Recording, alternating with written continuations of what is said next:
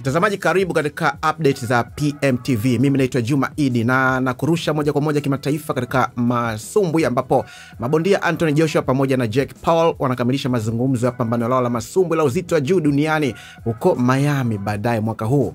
Pambano hilo kubwa itafanyika mwezi Disemba na linatarajiwa kutangazwa katika Netflix kama vile pambano la Paul na Gervonta Davis ambalo lilipangwa lakini limefutwa. Paul alikuwa ameratibiwa kukutana na mpinzani wake wa Kimarekani Davis Jumamosi hii usiku, lakini pambano hilo lilifutwa kutokana na madai ya unyanyasaji wa kinyumbani ambayo Davis anakabiliwa nayo.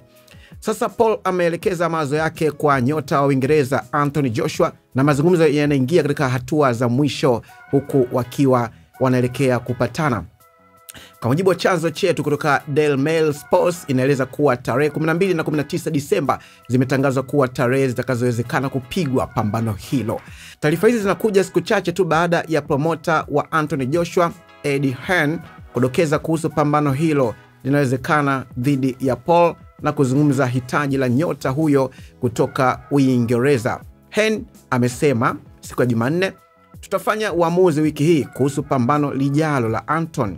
Ikiwa atapigana mwaka huu, labda hata hutasikia kuhusu hilo isipokuwa ni bondia Jake Paul. Baada ya kumshinda nguli wa ndondi duniani Mike Tyson mwenye umri wa miaka 59 mwezi Novemba mwaka jana, Paul alirejea ulingoni majira ya joto ambapo alimshinda Chavez Jr. kwa uamuzi wa majaji.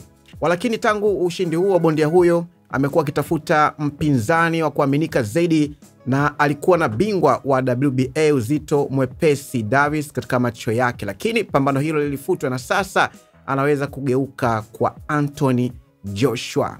Endelea kufuatilia taarifa hizi za kimichezo kutoka PMTV Update, lakini pia kwa hisani kubwa ya PMBet, shinda magari, shinda fedha kupitia Royal Win pamoja na Super Royal Sports. Mpaka time nyingine, kwa heri.